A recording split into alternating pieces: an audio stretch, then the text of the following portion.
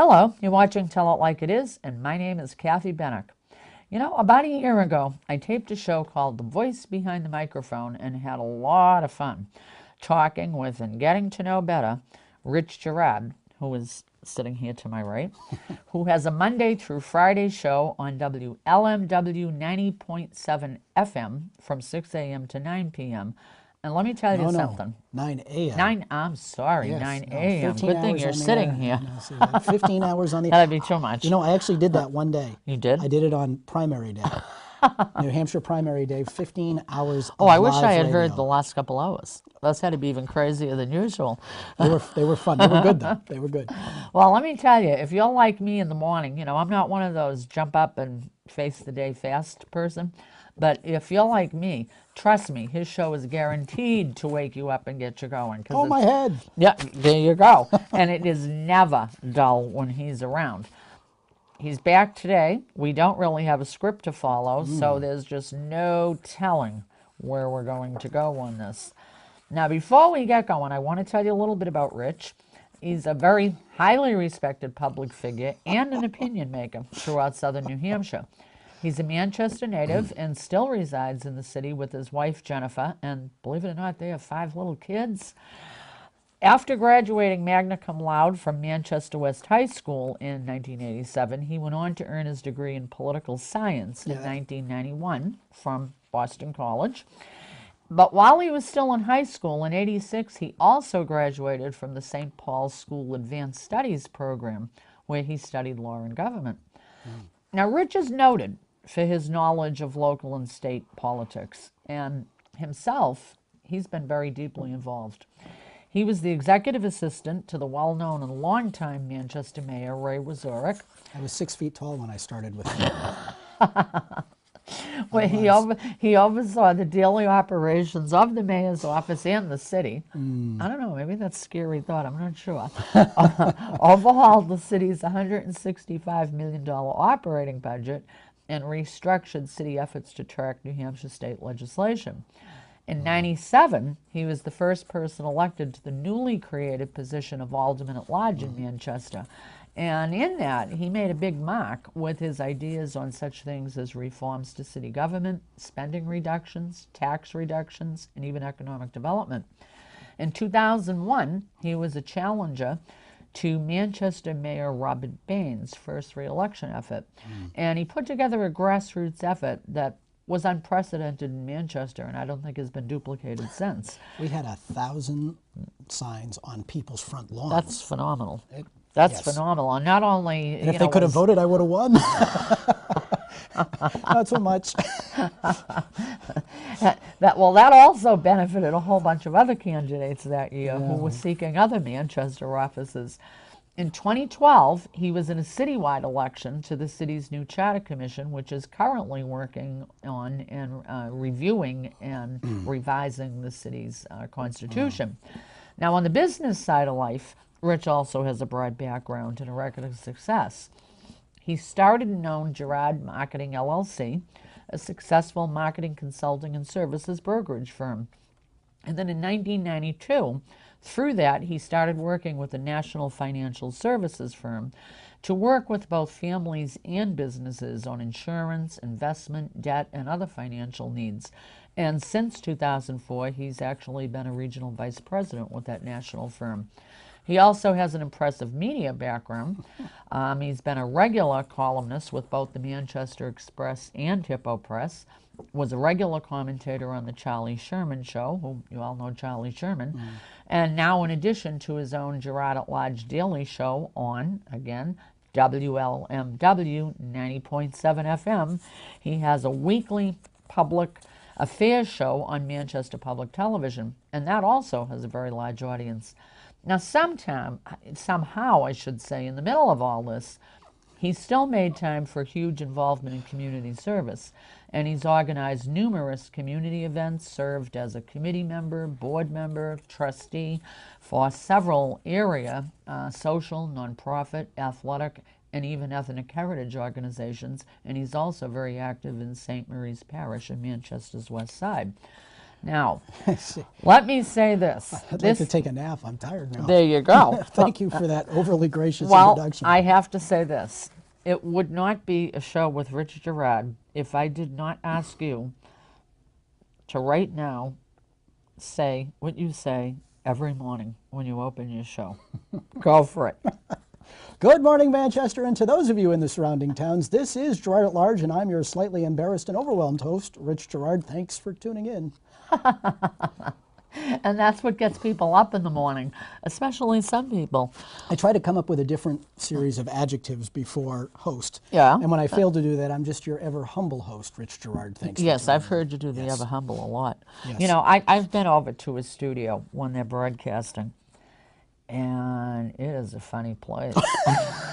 It's the green. It's the splashes of green paint all over our walls, Kathy. Well, you know, and DJ Dave Brightens it certainly keeps it pretty lively. You know, he is a genius with the music. The bumpers in Unbelievable. and the bumpers out. He finds a way to take what we're talking about I know. and turn it into music. I know. And he is lethally funny, and he's Yes. 99.44, 100% on point. Yes. And Yeah, he always he's hits very it. good. Yep. And I know the times when I've been there to talk with you. I mean, it's absolutely amazing. You no sooner get done the sentence and up comes this music. I mean, he must have just an incredible knowledge of music. Well, you know, he is a professional DJ. I know he and, is, yeah. I've seen him at parties and weddings. Oh, and he all must kinds be of- a hoot.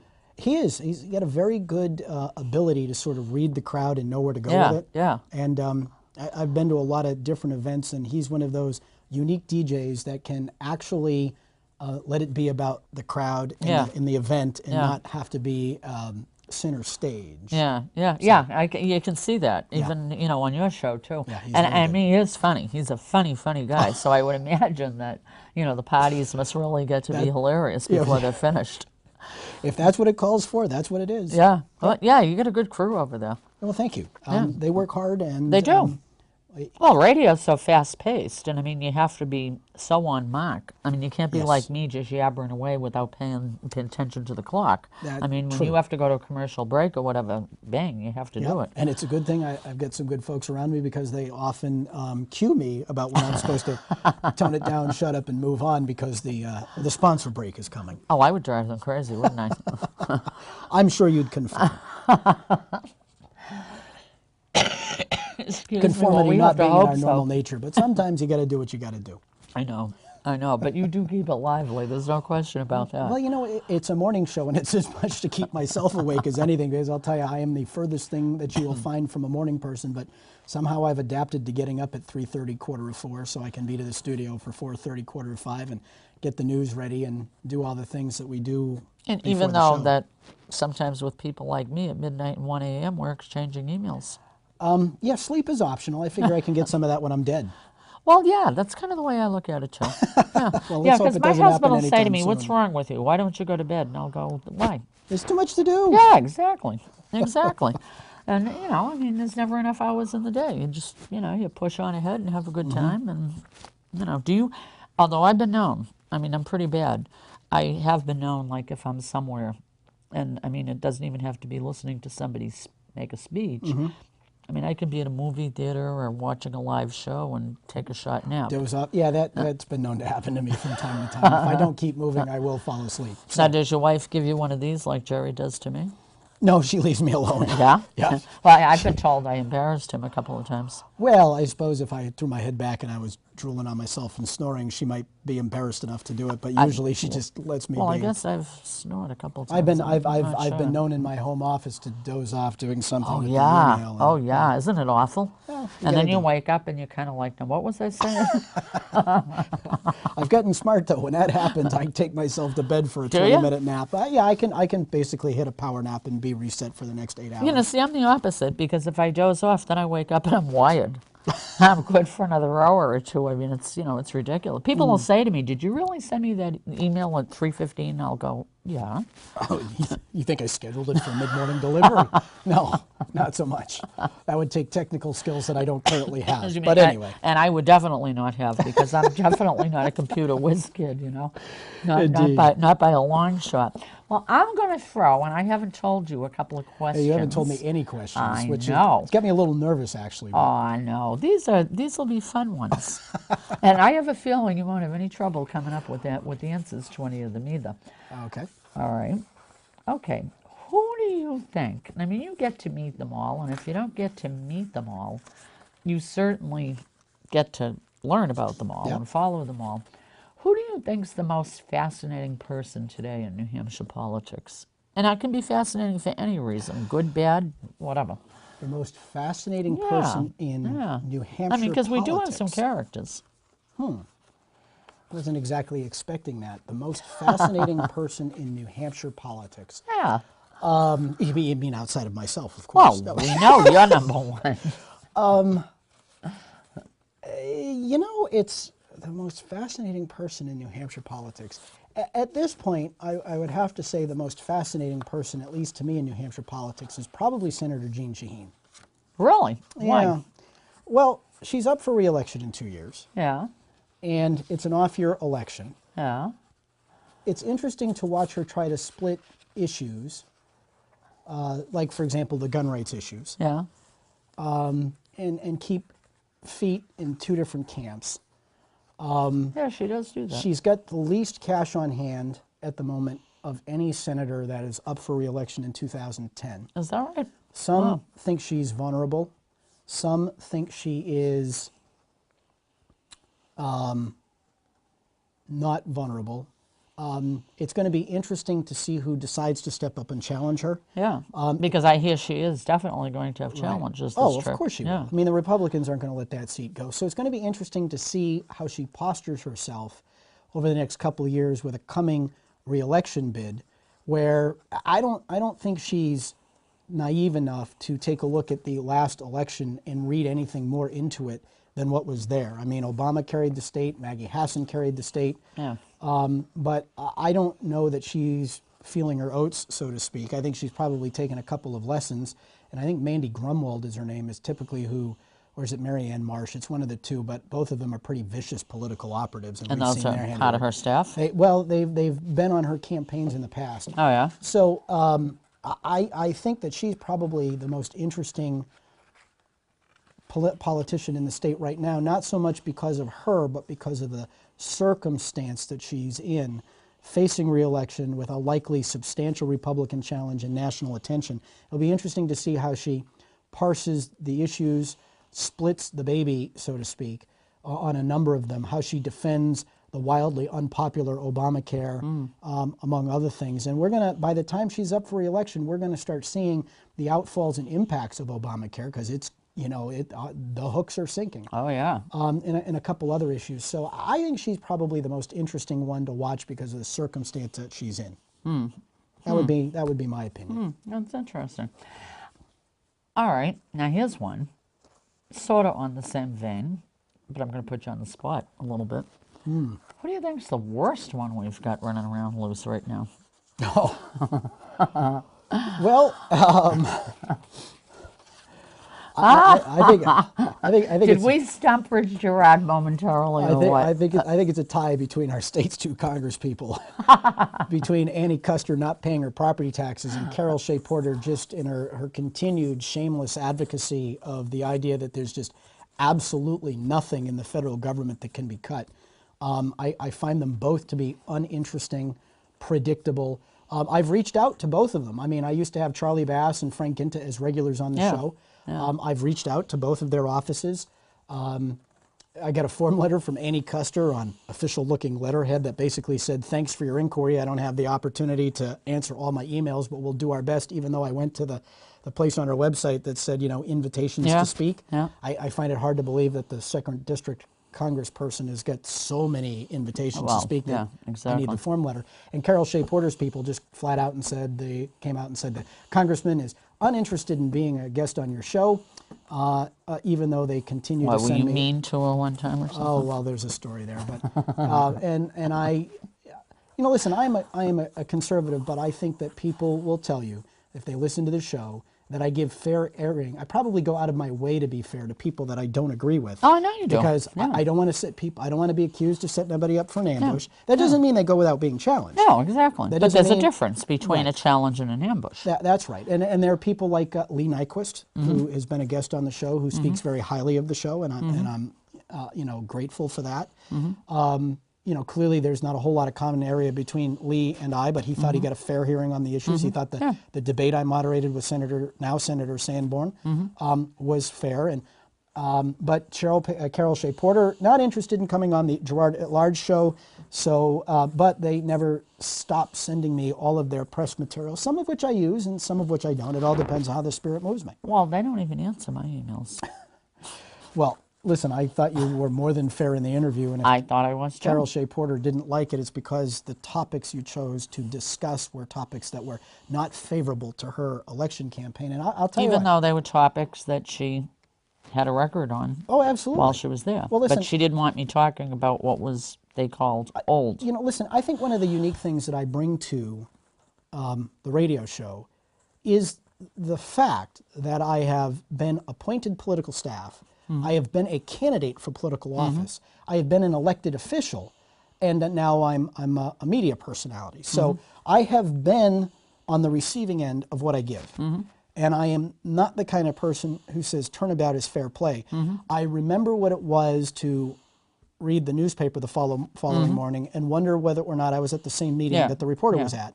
And that so happens. I go out of my way to get it right and to make sure people get a fair airing of their grievance. It's like the whole international baccalaureate thing here in Bedford. Now, people who tune into the show will think that I am anti-IB, and I would be lying if I said I didn't have concerns about it. But your superintendent was invited to appear on my show, didn't respond. Every member of your school board was invited to appear on my show.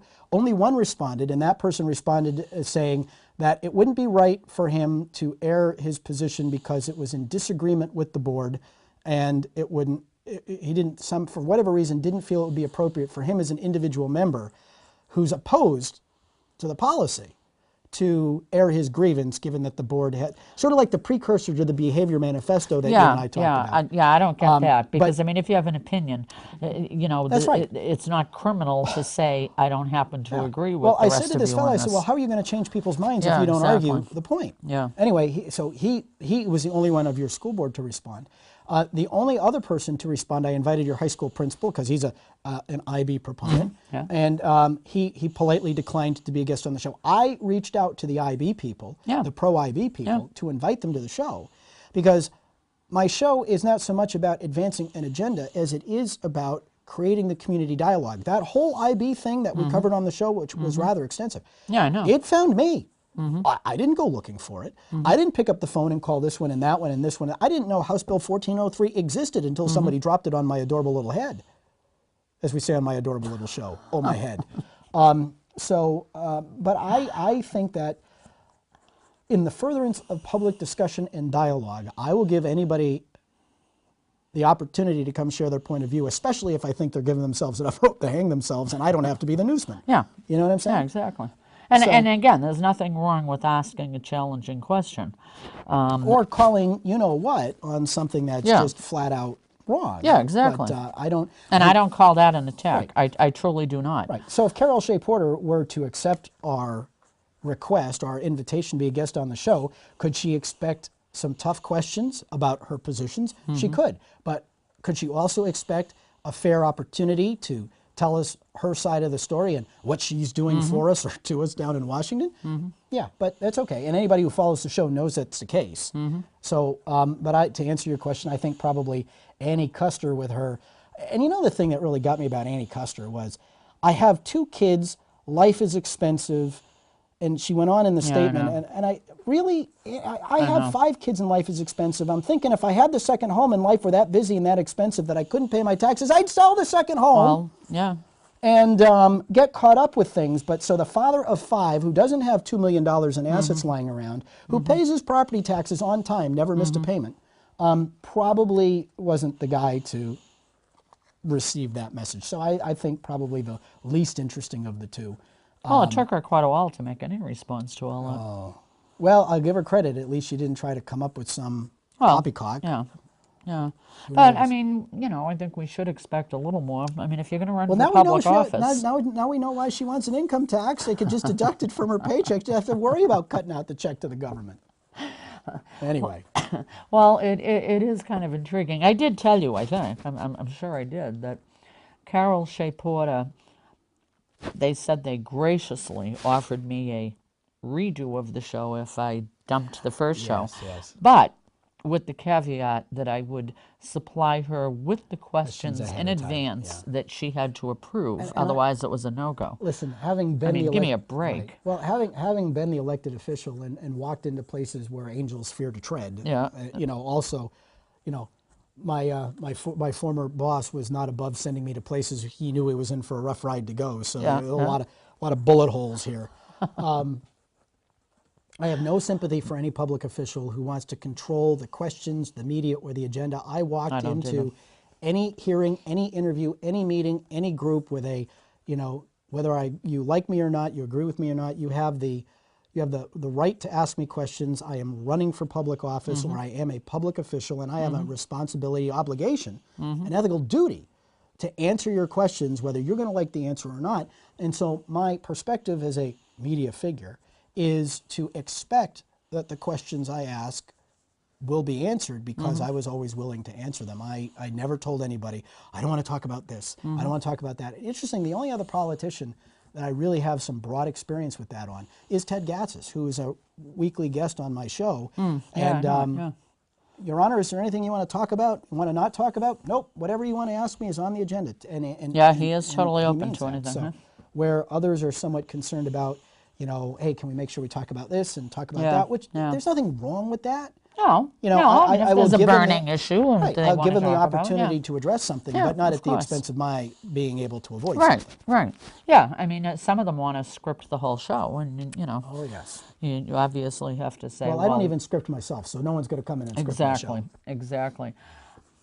Let me ask you something. Who do you think was and I mean, you've had a ton of guests. I've done 1,700 interviews in about and that's just on the years. radio show. Yes. So, and then when you add in the TV show and probably newspaper interviews you did. Yeah.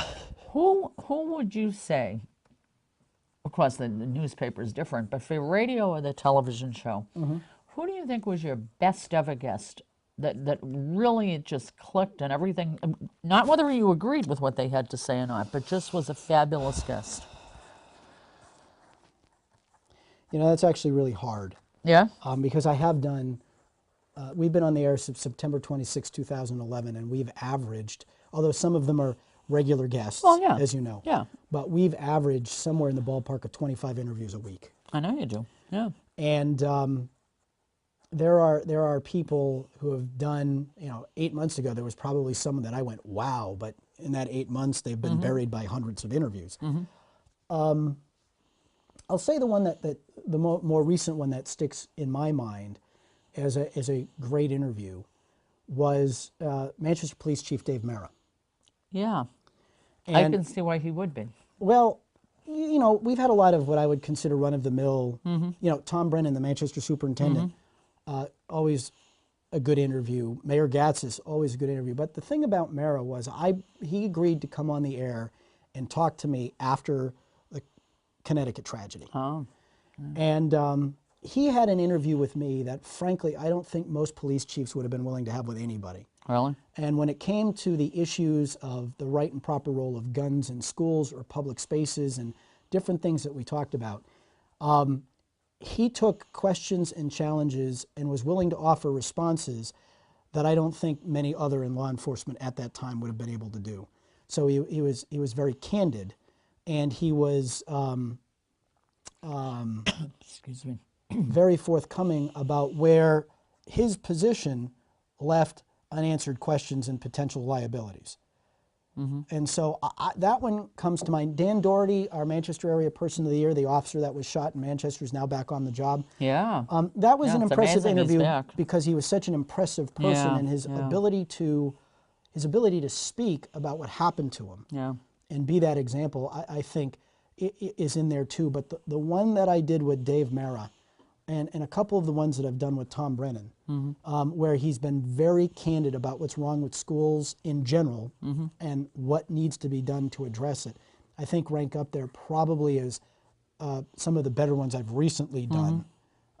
But the one with Mara over the whole Sandy Hook tragedy, I think that comes to mind as the I best don't right know now. him well, but anytime I've had conversation with him, he's a very straightforward guy. You know, you can tell that he's in a position of command, but yet he's a humble guy.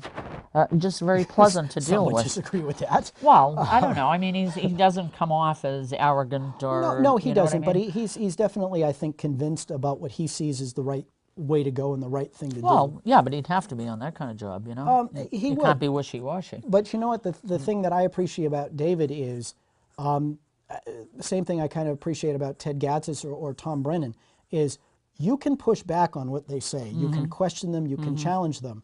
And they take it as part of the rough and tumble of the public dialogue. Right. And They don't get all offended and you're their enemy forevermore. and they'll push back, or I think they take a look at it as an opportunity to either say, gee, I hadn't thought about that, or to refine their point and better make their case. And again, it's all in pursuit of the public dialogue. So, yeah. He has agreed to come on and do a Tell It Like It Is show with me. We're just trying to work out dates because between everything and the move of the police station and everything, he's been, you know, obviously overscheduled. But I'm looking forward to it because I think he'll be a lot of fun and very interesting. That's right. Okay, now I think you knew this was coming after I asked you the best. Who was the worst? That we all remember our worst, don't we?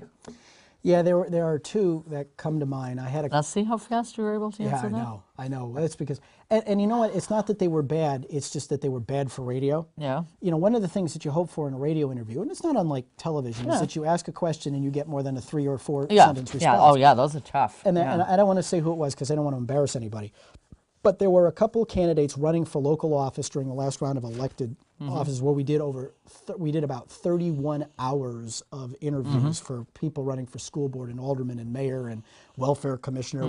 We held a bunch of debates, and so we did a lot of coverage. And there were a couple folks running for the ward offices that either gave those 3 or 4 sentence answers, or they were so halting in their speech, or they really had to think about the question that there was dead air, and they were difficult interviews. Both of them I ended up And getting that's brutal to on the radio, first commercial break and especially. saying thanks for joining us. But yeah, those two popped to mind. Yeah.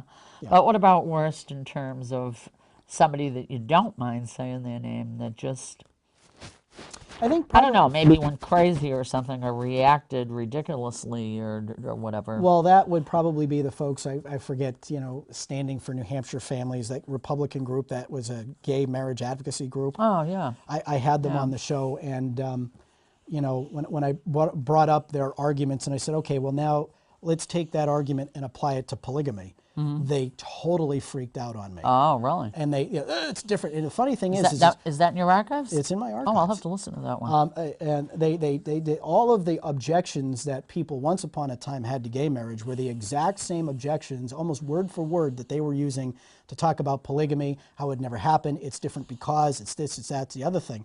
And so I had one very simple point. If your argument, the whole issue on gay marriage is really boils down to a consenting adult issue. So if there's nothing magic about a man and a woman in a marriage, what is magic about the number 2? And if lawsuits can be filed over the principle of what consenting adults do should be the business of nobody else, then there's nothing to prevent the number 2 from going to 3 or 4 or 5. And at some point, that argument moves beyond the, you know, what consenting adults can do to who the consenting adult is. We're eventually going to see a discussion about what comprises a consenting adult for the purposes of matrimony and your ability to enter into that agreement.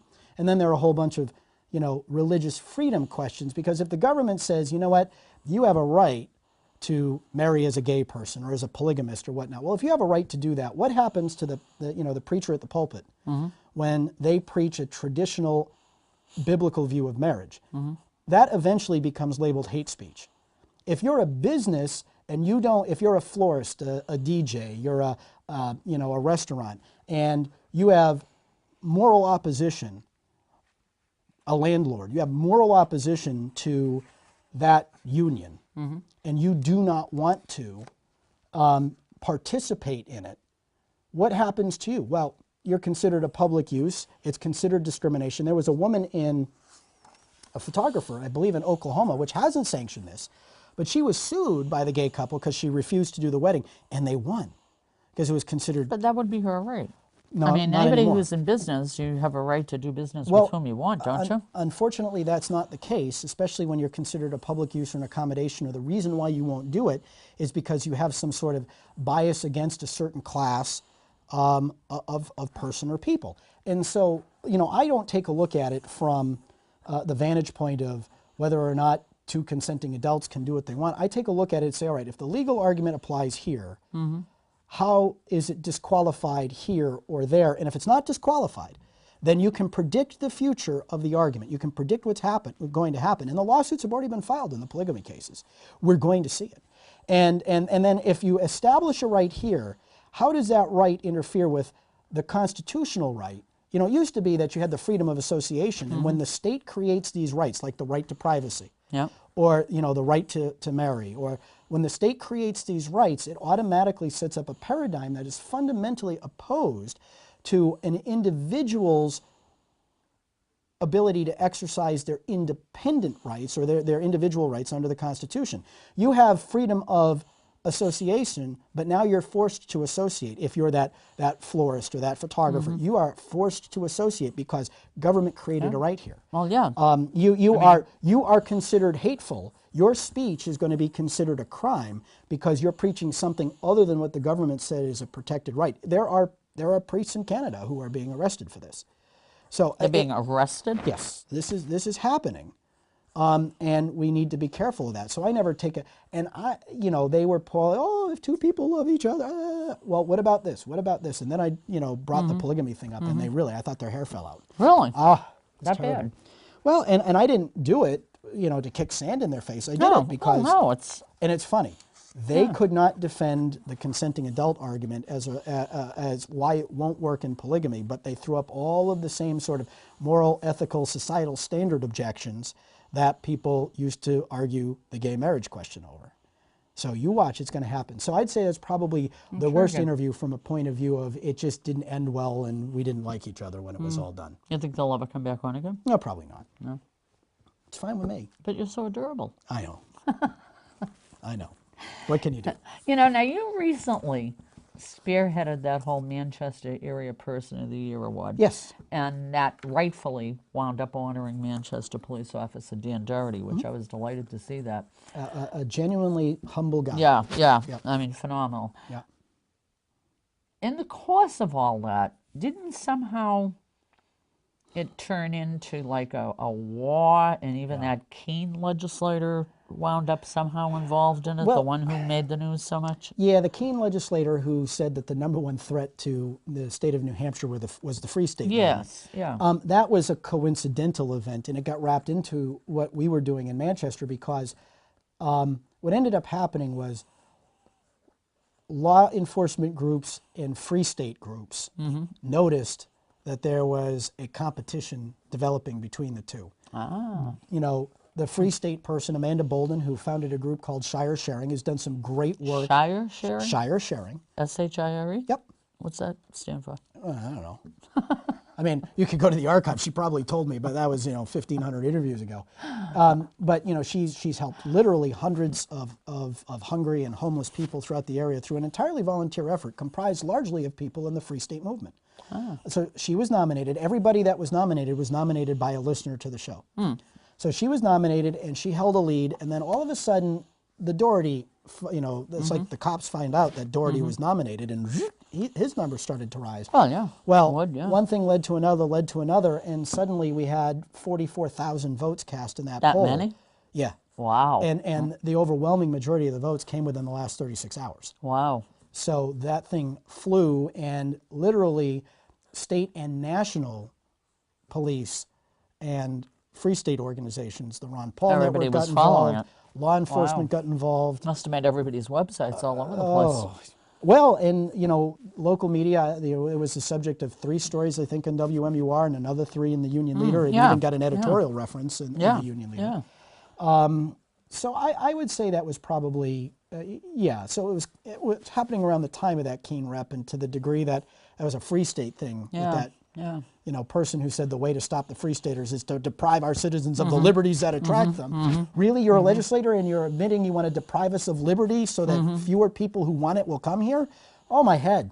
But yeah, 44,000 votes. It took a lot for us to sort it through and weed out the ones that were sort of automated. You know? And you could, after a while, you saw the patterns in the voting and you could disqualify them. But we had 22,000 unique visitors come to the website. That's amazing. And 26,000 visits from those 22,000 visitors, and only 44,000 votes. So, you know, there were an awful lot of individual votes cast in that thing. Yes. And, you know, we did the best we could. Yeah, it was, I mean, that was really something, the whole thing. And it turned into quite a big news event all by itself. It did, and I have not caught up on my email since. But, and we did run multiple different sorts of formulas to try to screen out, you know, different variables. And we declared Doherty the winner because no matter what variable we factored for, he came out on top in every one of them. And I'm not surprised. Right. Because, I mean, people just had so much feeling for the guy and so much support for the guy. Yeah, and I'll tell you, a great interview. It's still, I think, on our homepage. We have that one, video and audio. You know, and we were able to give him a nice commemorative piece thanks to Harris Trophy, located at downtown Manchester. John McGranahan did us right there. So if you're looking for a place with a conscience, I would gladly recommend Harris Trophy. Yeah, that was nice. So yeah, a genuine, humble,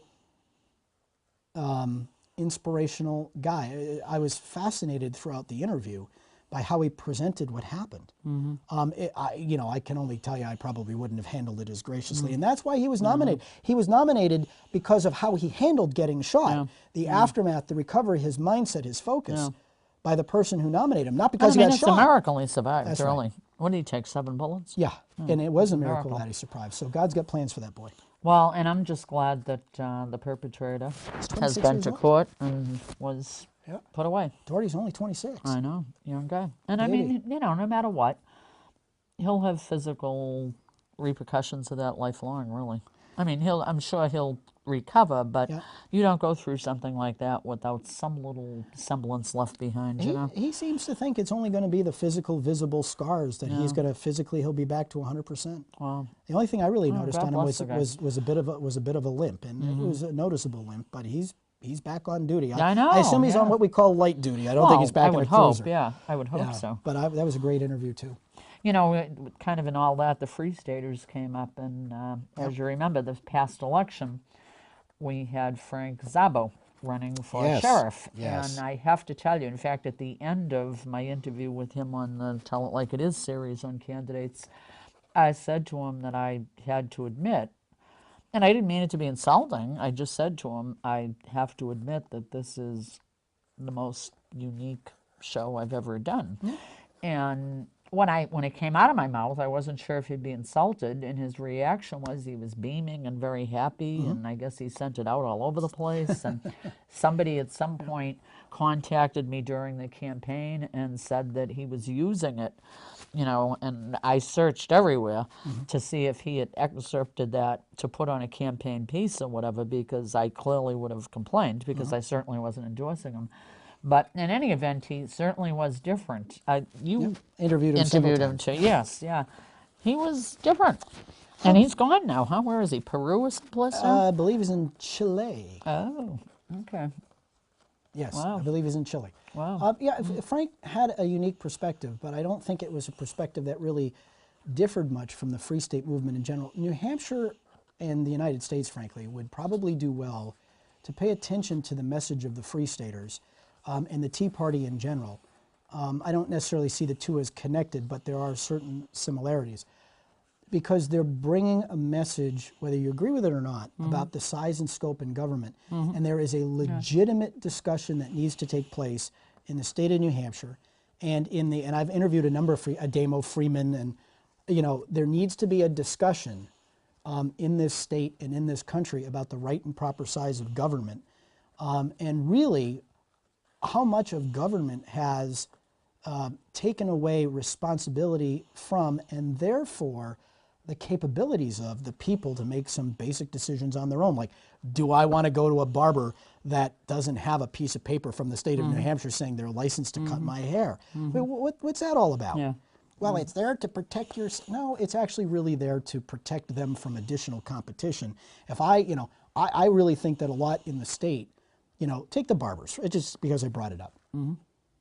What prevents them from forming their own sort of barbers association that says, that says you can be a member if, and if you are, we'll give you a sticker for your window that says you meet our standards and you're a member of our association.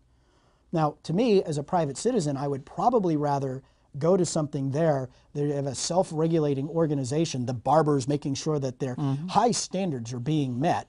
Who knows, maybe you'd see rival barber organizations evolve, and maybe it'll be people like, it's a sticker, who cares?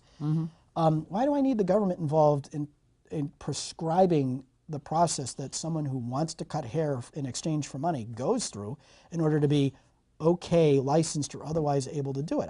I think there is a legitimate discussion to be had about the size and scope of government and what people should be responsible for and what government should and shouldn't be responsible for. Yeah, good point. So I think there's a discussion there, and I think people who treat them with disdain are probably afraid that that discussion might lead to the development of a following. Nothing is suppressed by, nothing is advanced. No cause is permanently or strongly advanced by depriving people of the opportunity to have the dialogue. Engage the battle, prove your point, win your adherence, vote on election day, and live with the benefits or consequences of the decision of the people. That is what is missing, I think, in the public dialogue. And that's one of the things that I really work hard at trying to bring to the fore on my show. I've had more people that I disagree with than I have that I agree with. I want the dialogue. Yeah, no, I agree. So. And for that reason, people like you and people like me are sometimes termed as troublemakers by people who don't want to have the dialogue. I still have a bunch of questions, but I'm trying to be very conscious of the time. And, before we close, I definitely want to allow you to talk about the impact your show, the radio show, has had. Could be a bug on the windshield. But I'm going to throw a couple more questions at you. I'd like to think I'm the meteorite that hit Russia. Boom!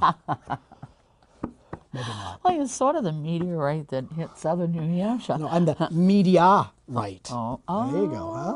Oh, clever. That'd be a new kind of slogan for the show, Oh, my head. I'm going to throw a little local something at you. Okay. Because I'm sure you have an opinion. As you probably know, we have a town election coming up. Yes. And we have 2 council seat openings. Okay. And there are only 2 people running for those both seats, so obviously they're they're both guaranteed going to to be win. elected, no matter how many votes they get. Yeah. Now, one is somebody running for re-election, Jim Scanlon, and the other one, I don't know if she pronounces her name Kaylee or Kelly, or the spelling is such that I don't know how she pronounces it, but Murphy. Well, we always pronounced it Kelly, but I think at some point she went to Calais. Oh, is that what I'm it is? not entirely sure, but I would call her Kelly. Okay. Because I've known her since she was this hot. Oh, you have? Well, her mother's a former alderman in Manchester, and when I was working for, and a former school board member, and I was working for the mayor. One of the terms she served was during my time in the mayor's office. So I go back quite a ways. I go back to 1991 with that family. Oh, yes. Well, then you're definitely going to have an opinion. Oh. Well, she's been in Bedford for the past couple of years. They moved here from Manchester, and almost as soon as they moved here, her husband, who also owns Murphy's Tap on Elm Street, ran for state rep. And as a Republican, was pretty much guaranteed he'd be elected because Republicans do very well in the state rep races in Bedford, and he was elected. So he's in his second term, so that means they've been here for at least a couple of years. So this year, she decided that she would run also, because obviously, because obviously we were going to have a couple of openings. Moran decided not to seek re-election, and of course Ken Hawkins decided to take a shot at being Senate. Well, anyway, she came in as a brand new legislator in January, and as we all know, state legislators are kind of busy. They do take time. Yep. Yes, you know, and they have things to learn. I mean, there's a lot you have to learn as a new state legislator. Yep. Get your feet wet and so Well, on. her mother was a state rep from Manchester's Oh, Ward she 8 was? on multiple occasions, so maybe she learned the ropes from, well, from that. you think? Well, in any event, she... See, it's not uncommon, by the way, in Manchester to have aldermen and or school board members also be state reps or state Well, senators. yeah, well, that's kind of where I'm going with this. Because she no sooner, you know, starts her new job as a state rep, which she got elected to in Bedford, and obviously has a business, and somebody told me she's a lawyer. I don't know if she's practicing or not. Last I knew she was, but I don't know. I think that was before she started having kids. So I'm Yeah, not and sure she if does she's have continued in it. two very young she's got children, two because little I ones. saw her with an infant, you know, not that long ago. Yep. Well, now all of a sudden she throws herself into the town council race for basically a guaranteed job. And I mean, I do know that, you know, anybody who runs for Bedford Town Council has to put in a whole lot of hours between council meetings, learning the issues, the committee meetings, You got to make they sure all that you have don't to say serve anything as offensive. liaison to different boards and commissions You in got to the make sure town. now you don't say anything offensive, so you have the naughty letter written about you. Oh, I don't care if I get a naughty letter. I could kill us. No, you I'm know? talking about the people on the board. Oh. Well, in any event, I kind of like don't want somebody as a council member who I think should be doing her job as a state rep because she wanted that so badly. I don't think people should hold two public offices at the same time. I'm just kind of wondering what your sense of an issue like that is. You know, as the father of 5 with a wife who stayed home, I'm particularly sensitive to what happens with the kids, particularly at a young age. Oh, well, because we're both going to get in trouble for that. I You know. know that. There's going to be some women's groups well- who'll damn both of us. Well, that's fine. Yeah, I mean, know. I know. But you know that's my first thought because you know I'm a family kind of guy. Yeah. You know, God first, family second, Yeah. business, politics, all Yeah, that comes. but on the practical side of after things, that. there's still 24 hours in every one of our days. Right, and so you know I would be concerned for you know their family about their ability to manage their affairs. Yeah. If they think they can do it, fine. But here's what I have to say about Kelly Domain. I'll be Kelly Murphy, formerly Kelly Domain. When she left Manchester, she left a very bad taste in my mouth. Well, didn't she hold office and resign She or was something? she was a school board member in Manchester. I'm not surprised she's running because she is an opportunist. She's an opportunist. She sees an opening and she runs for it. She saw an opening in Manchester, ran for the school board, ran against an incumbent, B.J. Perry, but an ailing incumbent. So there was an opportunity there. And then there was the opportunity to run against someone who had held the office before, Alderman Hirschman. Also, so she went from one term on the school board to a term on the Board of Aldermen, and then she left. And when she left, She resigned. she resigned. She did Before her not serve. term was She did up. not serve out the term. She resigned. And the thing now, she represented the ward of the city, Ward 12, which is the northwest corner of the city, that I grew up in. So when she announced that she was leaving, because the neighborhood, I'm going to have to paraphrase it because I don't remember exactly what she said. Although I was writing for the Manchester Express at the time, and I had some very direct things to say about it. That the neighborhood didn't have housing or schools suitable for her as she was thinking about starting a family. You know, But she's representing that neighborhood. I took that as a slap. Now, if she had come out and said, you know what, never in my wildest dreams did I expect to be living outside the city of Manchester, especially since I was elected by the people. But our realtor said, you just got to look, and we did, and she was right. We fell in love with the place. You can give that a pass. But to kick the people who elected her twice to office in the teeth on the way out with such a level of, you're beneath me, which just might fit in this town, but you're beneath me. And your neighborhoods aren't good enough, your schools aren't good enough, and so I'm going to go to greener pastures.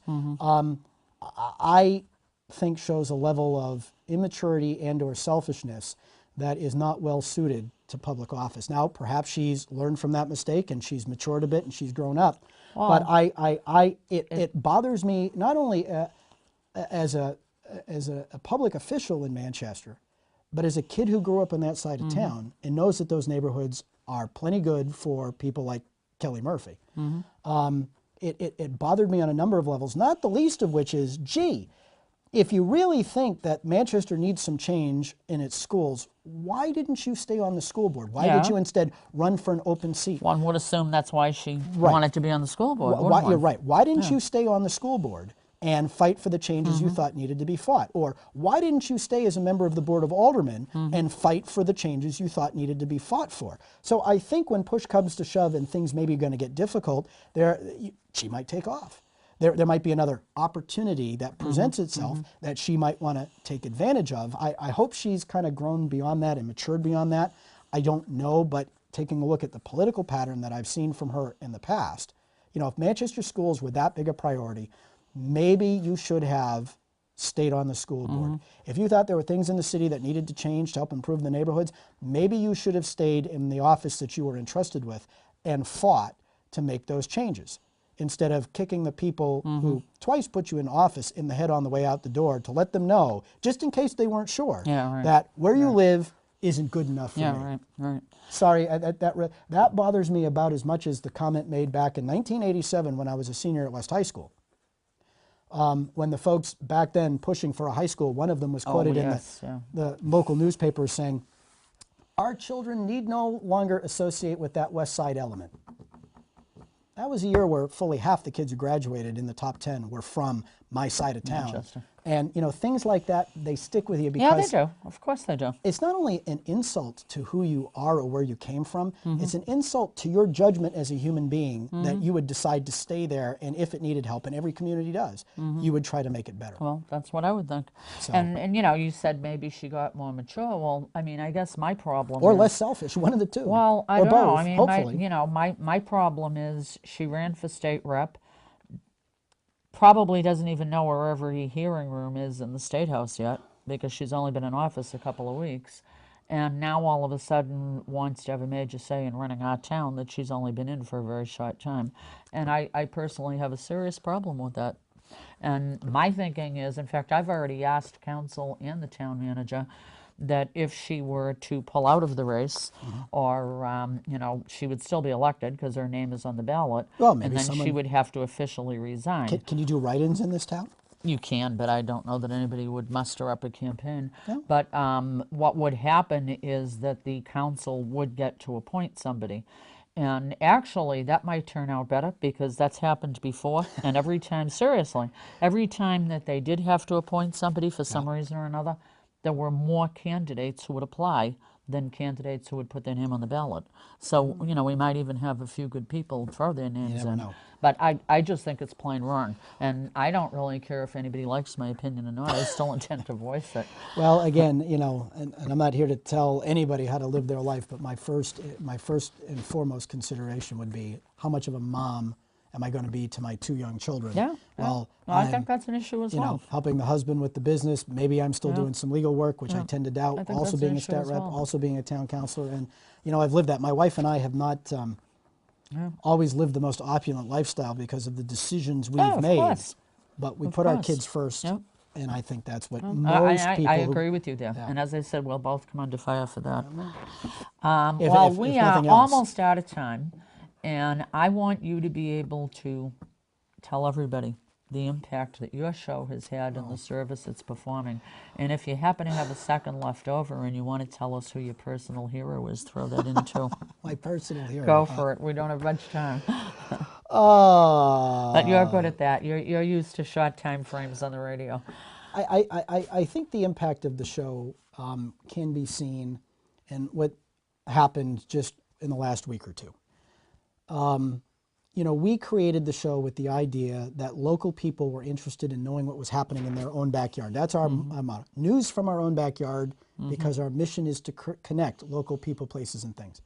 And in 1 week, we heard from people in Goffstown who were outraged at what someone else in Goffstown said on the show and agreed to come on a debate, the great budget battle between John Burt and Elizabeth DeBrule. Yeah, I heard some of that. Yeah. on the town's budget committee. Yep. We have a former school board member from Litchfield coming on the show because he doesn't like how the school board is representing what their budget committee said. There's a story that we're trying to get out of Derry that was brought to our attention about the town school board getting in trouble using taxpayer funds to promote one side of a warrant article but not another. We have a Hooksett school board candidate coming on the show. We had another listener-inspired story come out of Goffstown where we were the ones who made it public that Superintendent Stacy Buckley is looking for pastures elsewhere. This is the second time in 2 years that she's looking to get out of Goffstown. Yeah. We think we're probably part of the reason why. But, you know, and there were a couple other stories. We had what happened to Warrant Article 10 Yes, here, you did. sponsored by Richard Evans. Yeah. And all of this is not something that we went out and found. All of this is coming to us from people who listen to the show. And so I think word is out there, for lack of a better term, that people looking to get attention on local candidates, local issues, local goofiness. And let me tell you something, the more I see what happens in the towns surrounding Manchester, the more I'm convinced, for those of you who like to pick on my city, the more I'm convinced that Manchester is the same one of the group. Really, I mean, some of the stuff that happens in these towns, you can't make it up. Crazy, yeah. So it's at least every bit as bad as Manchester, but Manchester being the hub and affecting more people is always going to get Of course. that publicity. Yeah. You know, so I think the impact of our show has been to give local people voice on local issues and know that they can be heard. And I could point to things that I think we've affected a dialogue here in Bedford on a couple of issues. We've certainly affected Goffstown and Manchester on a couple issues. We had an impact on a couple things in Hooksett. I could go back and say, well, because of this, this happened. Because of that, that happened. And almost all of it was generated by what listeners brought to us, not that we decided to get involved in something. Not we said, we're going to make a change over here, this is part of my agenda, and therefore ... It didn't happen that way. And so I think what our adorable little radio show, as we like to refer to it. With adorable little, you know. A super secret broadcast location above Jacques' Flower Shop on Mass Road in scenic Penardville. Haven't said that 100 times.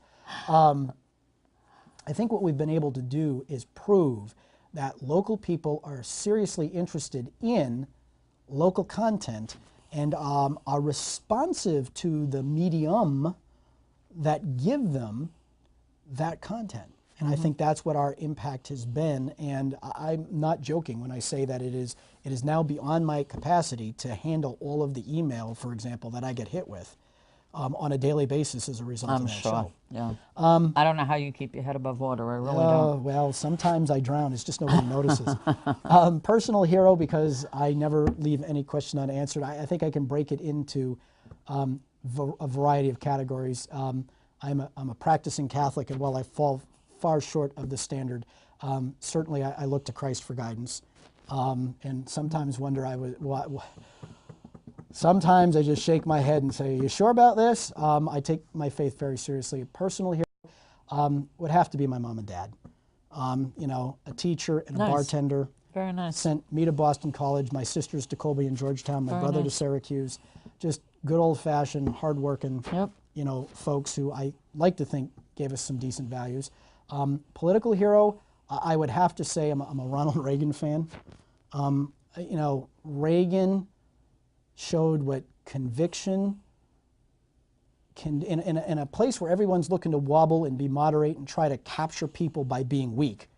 Reagan still stands as an example of how being strong attracts people to your point of view, how making the argument is to not always win the argument, but certainly not to always lose it. Or if you don't make the argument, you lose. I think the failure of, you know, Ovid Lamontagne and Frank Ginta and Mitt Romney were the arguments they weren't willing to make, and the positions they weren't willing to stand for, whether people disagreed with them or not. So from his position, from a position of principle, and being willing to have the courage of his convictions and inspire people to think differently, although they may not agree, I'd say politically it's probably Ronald Reagan. Well, we are out of time. And Kathy, thank you. I am going to thank you so much for being here. I'm going to Appreciate the tell invitation. people This was thanks fun. for watching and to keep telling it like it is, but I want Thanks for you tuning in. to use your closing. My Go closing. for it. Do it. All right. Well, we want to thanks to the entire team here at Kathy Benuck Productions, and thanks to you for being out there. We're proud to have you in the audience. Thanks for being here. Bye-bye.